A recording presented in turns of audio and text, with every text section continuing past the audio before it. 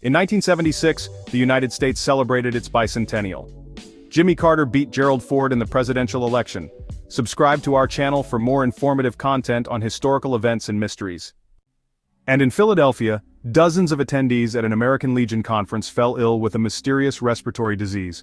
Out of 2,000 conference guests, 221 people were infected and 34 died. Its cause was a then unknown type of bacteria that was eventually named for its victims. But what is Legionnaires' disease exactly?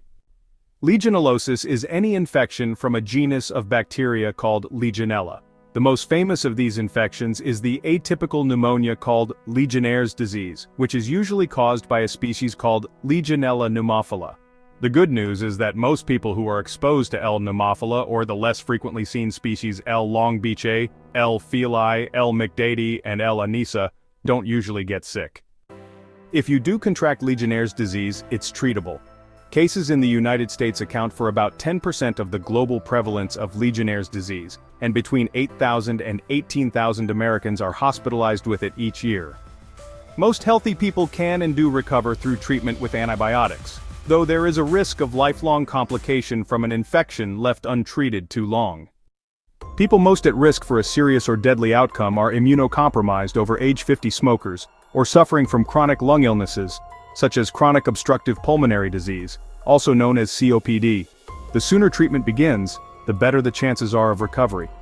One reason treatment might be delayed is that Legionnaires' disease's symptoms, high fever, cough, shortness of breath, muscle aches, or headaches, are similar to other respiratory illnesses, such as influenza or other types of pneumonia. While the symptoms usually appear 2 to 10 days after exposure, it can take as long as 2 weeks to become symptomatic.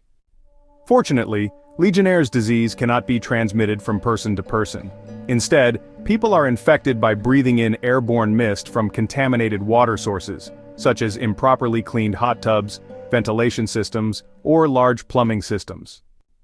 In the 1976 case, the bacteria was eventually found in the cooling towers of the Bellevue Stratford Hotel where the conference took place, and it was rapidly distributed throughout the building via the air conditioning system. If you found this information helpful, please subscribe, like, and share for more informative content.